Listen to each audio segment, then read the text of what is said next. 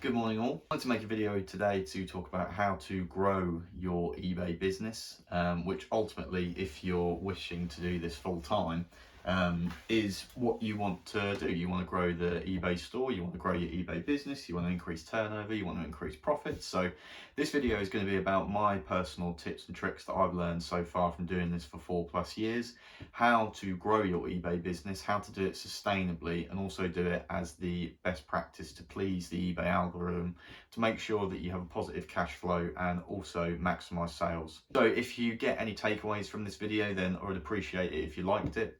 If you can comment as well what tips and tricks you've learned along the way, depending on how long your journey's been on eBay. And please hit subscribe if you like these sort of videos and you want to follow the journey. So ultimately, the way that you're going to grow your eBay store is fairly simple. You need to list more items. If you're currently listing, for example, 2 items per day, then don't expect to sell 3, 4, 5 per day, dependent on your niche. Now, my niche is clothing. The clothing market is extremely saturated, so our facts and figures are a little bit different to if potentially you were selling anything and everything, or you had a particular niche that was very high in demand. But as a general rule of thumb, you need to list more items per day to grow your eBay store. How can you list more items per day? I appreciate cash flow is a factor that has to be considered when you have an eBay business. So listing more items per day is going to mean further investment from a financial point of view into your eBay business. So if you are struggling with cash flow, like I was, then how can you source a lower cost of good for your item? Have a look around what's in your local area, car boot sales, charity shops. If you are a clothing reseller like myself and you're looking at wholesalers to use, which wholesalers can you get the best price per item, as well as not sacrificing on the quality as well? Because grading is a massive part of buying clothing wholesale. You need to have a trusted wholesaler, which can only be obtained via trying ones that work best for you. I've tried probably over a dozen over the past few years.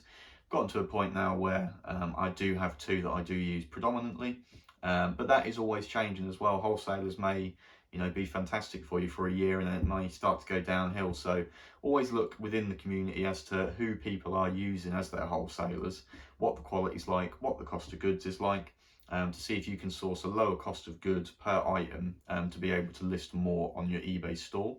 Another thing to look at is what is your profit per item business model.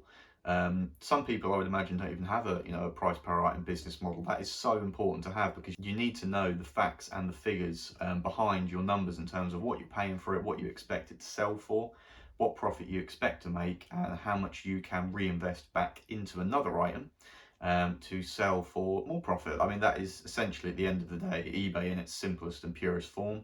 It's a rinse repeat method of buying items, selling them for a profit, taking that money that you made from the investment and then reinvesting it into another item, which is going to do exactly the same thing for you. So take a look at what your price per item business model is. This is different for everybody. Myself personally, dependent on the price per item that I pay for it, will range between a minimum of £5 to £10 pure profit per item. I appreciate that does fluctuate sometimes. It will be, it could be I make £20, £30 on an item, could mean that I make £7 or £8 on an item. All depends on what the item is, the quality of the item, what the sell-through rate is on it. If it's got a lower sell-through rate, then obviously I'd be happy to let it go for a little bit less, sort of within that £5 to £10 range, so that I can reinvest it into an item that has a better sell-through rate, which will sell quicker, and which I can earn more profit on. Another thing to look at is how many items do you sell? Now again, this is going to be totally different for everybody. How many items do you sell on a day-by-day basis? How many items do you sell on a week-by-week, month-by-month, quarter-by-quarter, yearly basis? This is going to be different for everybody, but looking at how many items that you do sell per week or per month in comparison to how many you list, it's going to give you a good idea of what sort of a sell-through rate that you have. So for example, if you list 50 a month and you sell 30 a month, you're doing pretty well. You must have found quite a good niche because around about 75% of your items are selling, maybe a little bit less than 75%, but that's, a good metric to have, is knowing how many items are you selling per month, how many are you listing per month, so that you can manage your cash flow and make sure that you've got that liquid disposable income to reinvest into items when you do need to. What's your sales conversion rate? Now, I'll show you an example of what my sales conversion rate is. If you are on the Seller Hub, this can be quite easily viewed on the first page. Mine, as you can see, is currently sitting at around about 0.9%. As a general rule of thumb, again, dependent on, I've been holding this water for about a minute, I'm going to take a sip of it. Depending on what niche you're in, a good sales conversion rate to aim for is 1%. That's for me personally in the clothing niche, where it is quite a saturated market. Your sales conversion rate will fluctuate, that's to be expected. But if it's sitting around about 1%, that is a a good figure to aim for. Some people in some niches, it's 2%, some it's 1.5%, some it's lower than 1. I mean, I've had it sit there at 0.6, 0.7. As you can see, it's up 0.3 points, so it was previously sitting at 0.7. But that's a really important figure to keep your eye on, is your sales conversion rate. What's your feedback score? I personally, at the moment, I've had it all. I've had 92%, 87%, 95, 99. Currently, it's sitting at 100, which is a good indication that I'm providing a good level of customer service, a good item for my buyers, that they're happy 100% of the time. Knowing your feedback score and knowing that you've got a good feedback score is crucial, because that is one of the first things people look at when they're looking to buy your item, is, can I trust this seller? What is people's previous experience with them, and are they trustworthy? That goes for everything in business. If you have good reviews, good feedback, good case studies, people are going to trust you. They know they can trust you, which is crucial in business, especially when you're exchanging an item for a monetary value. People want to know they can trust you. So knowing your feedback score, managing your feedback score, making sure that you're providing the best level of customer service that you can, as well as the best item that you can as well, is going to increase your eBay sales more than you would know. What seller level are you? Now, depending on what stage of the journey you're through and how much you are willing to sacrifice, what I mean by that is, to achieve a top rate of plus selling, you do have to offer free returns, you do have to have a express shipping option under £10, you have to offer certain things within their criteria to become a top rated plus seller. I'm currently sitting at just a top rated seller, have been for a little while, so keep an eye on that. There are also other metrics that you need to maintain to be a top rated seller: your transaction defect rate, your late delivery rate. With your late delivery rate, I'll get onto that in a moment, but that is something to keep an eye on, because that's not always your fault. So the importance of offering a tracked delivery option, again, is absolutely crucial, for a few reasons. Obviously, you don't want that late delivery rate to be going high up. You also want to have your customers know that your delivery is tracked, which in today's market is pretty standard. People expect to be able to track their delivery and know when it's coming to them. But keeping an eye on your seller level, again, totally crucial. If you're a top rated seller, the algorithm's going to please you more in terms of having more watchers, more views on your items.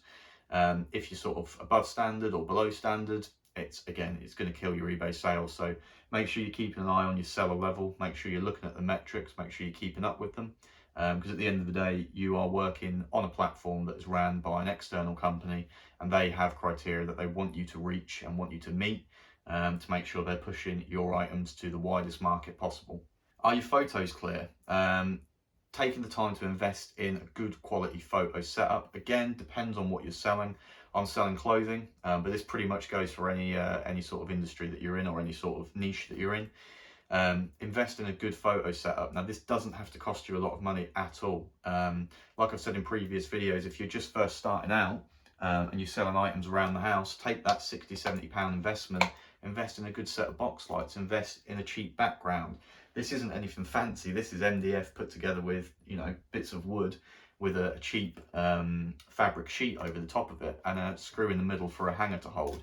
It's not expensive. It doesn't have to be expensive. It just has to look professional and look clear, so that your buyers know that they're buying an item which is clear. They know what they're buying. There's plenty of photos on there, and it gives them full transparency as to what they are buying when they're looking to view your item compared to one of your competitors' items. Is your description clear? Now, I'll show you an example of mine. Your description needs to be clear. It needs to clearly detail the item that you are buying. eBay have introduced an AI generated description. This is okay if you're short on time, but make sure that it's not just a general overview of that item, and that the item that you're selling does have specific elements of that in the description. You know, perhaps it has a defect, perhaps it has a little bit of wear to it. It may be missing a button. Like I said, it depends on what niche you're in, but make sure that description's full, clear, and it gives your buyer or your prospect buyer a clear indication as to any defects, what they're buying. They want to know everything. They want to know, you know, everything about that item before they hit buy. So make sure your description is clear for all of your prospect buyers and potential buyers. Are you using keywords? Keywords are crucial, again, because people need to be able to find your item. The way that they do that is by typing in keywords into the search bar on eBay. So I'll show you an example again of mine. You need to be able to put keywords in your title. It's totally detrimental. If you've got a Levi's shirt and you just put men's Levi's shirt, that's, you know, nowhere near good enough. You have 80 characters in your title. You need to be using all of those to the fullest ability of your item. If it's a pearl snap shirt, pearl snap, the size, the colour, the fit, is it regular, is it slim, is it tapered? Everything that you can put about that item which relates to it via a keyword. And if you're struggling for keywords, have a look on the solds, have a look on the active listings. What else are people describing the item as for keywords? Is it a full zip? Is it a quarter zip? Anything that relates to the item that's going to help your buyer find your item is a keyword, and you need to be looking at keywords that relate to that item and make sure that they're going within the title of the item so that your potential buyers can find your item on the eBay platform. I know I go on about this a lot. Are you checking the sell-through rate? But you need to check the sell-through rate on your items. It's so easy to do now on eBay, on the app, on the website, any platform that you're using eBay on. Check the sell-through rate. You need to be checking the sell-through rate because this will give you an indication as to how long you are going to be looking to sit on your item for before it sells. Not always the case. I've had, you know, items that are a really low sell-through rate, 10-20%, sell within a week. But it does give you an indication as to how long potentially you're going to be sitting on that item for. So how long is it going to take you to, or how much is it going to take you to store it? How much are you looking to be paying an insertion fee? So if it sits for 3 months, expect to pay 0.12p or 12 pence, sorry, 0.12 of a pound, times 3 to sit on it. You need to know the sell-through rate of your items. All of these metrics are going to be used to help you. I appreciate they're quite comprehensive, but they're things that you need to know. And once you know them, you can elevate and expand your eBay store, get more sales, get more views, get more watchers, and ultimately grow your eBay store. I have made separate videos on sell-through rates, so if you're struggling with that, do check them out. Are you using the best offer function? Now, best offer on eBay is controversial. I've used it and I've not used it, both with different sort of levels of success. The reason I like it is you can go at the top end. So say, for example, you check the sell-through rate of a Ralph Lauren estate knit quarter zip jumper. The top price of your similar item, similar colour, $39.99. I'll price it at $39.99, but I will sell it at 30. I'll sell it at 28, 29. Whereas if you don't use that best offer, it's 40 quid or nothing. And you might be sitting on it a little bit longer. So having the best offer does give your potential buyers the option to make you an offer. If it fits your metrics, so if I pay £6 for it, I've got it up for 40, someone offers me 30, I'd be an idiot not to take it because I've made profit on it. I can reinvest the initial investment into another item, take my profit and do what I want with it. I can reinvest my profit, I can take it to pay bills, I can take it, you know, do whatever with it. I personally would recommend having the best offer on your items so people are free to make you an offer. Like I said, it's controversial. If you want to price your item at the bottom line of what you take for it, then perhaps don't use best offer. But if you're pricing it top end and you're willing to take a little bit less, then do use the best offer function. I know we spoke about this earlier. Is your postage trackable? Again, I've tried everything that I'm telling you now. I've tried with and without. So I've tried not having postage trackable. So just normal second class raw mail post. Causes you a lot more problems because it is trackable to an extent. They'll tell you when it's been delivered most of the time, but it only costs another 30 or 40p to have tracked delivery. So do pass that cost on to your buyer, obviously. My postage is set at $3.99, so that covers the postage, that covers the label, that covers the packaging costs, and it covers a little bit of my time to take it to the post office. That's a pretty standard postage cost. Some people charge $4.99, some people charge, literally just the cost of the actual service. I charge a little bit more because there are other things that go into postage, not just the label. But Royal Mail 48 track postage for an item under 2 kilo, I think it's about £3.39. It does go up, unfortunately, very occasionally, but having tracked postage is going to alleviate any stress of people trying to scam you and saying it hasn't been delivered, I haven't had the item. Well, it's tracked. I can see the coordinates on there. I can see where it is. You've got full visibility of it. eBay, more importantly, has got full visibility of it. So it's going to protect you in the long run and also alleviate some stress when items don't get delivered. Are you listing consistently? This is arguably one of the most important aspects of having consistency on eBay. To have consistent sales, you've got to be consistent. So you have to list daily or every other day. You have to be uploading new items to eBay very frequently to make sure that you are growing your eBay store, as we spoke about earlier, and also you're showing eBay that you're on the platform, you're listing consistently, you're responding to messages, you're responding to best offers, any defects, any problems, you're responding to them. Make sure your response time is frequent, and make sure that you are listing consistently.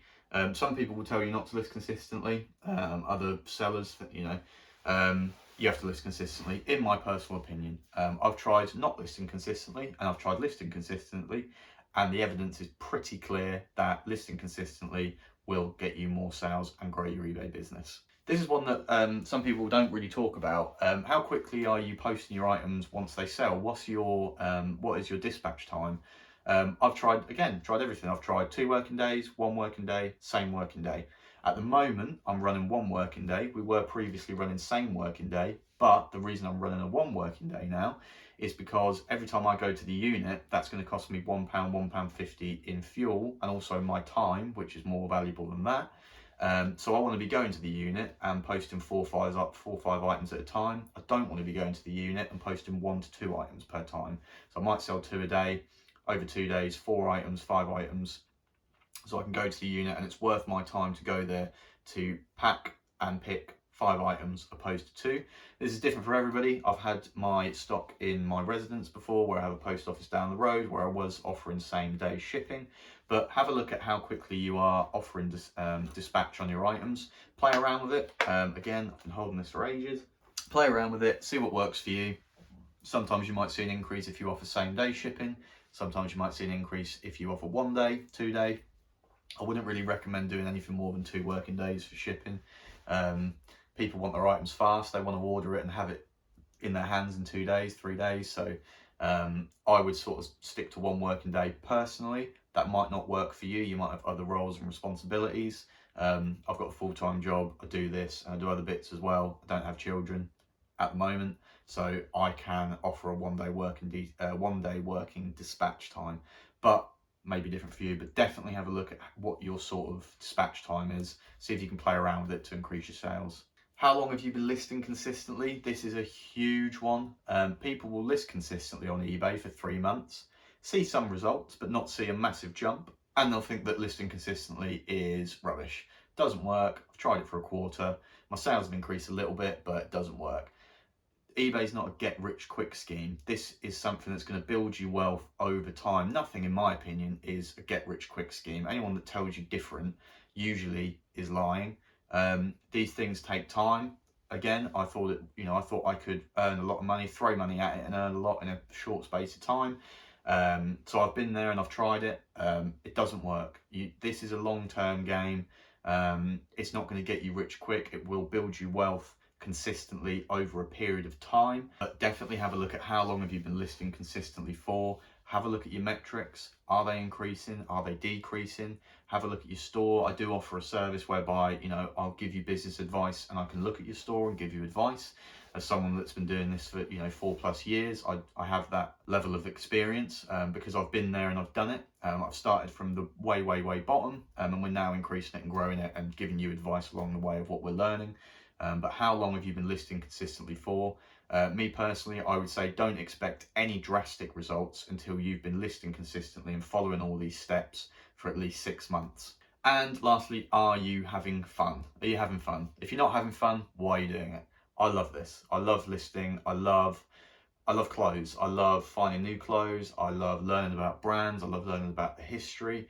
And ultimately, I want to put a stop to fast fashion because we have far too much textile waste within our country and within the world. And me doing this is I'm doing my little bit, and I'm having fun. But are you having fun?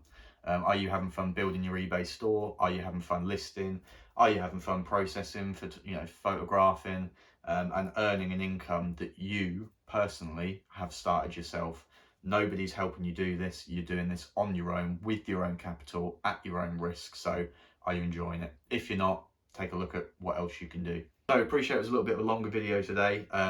These are tips and tricks that I've learned personally. I've tried them all. I've failed at some of them. I've tweaked things, but this is transparent advice that I can give you to help you grow your eBay store and help you grow your eBay business. So if you've got any takeaways from this, please drop a like, please comment, and please subscribe, and have a great week.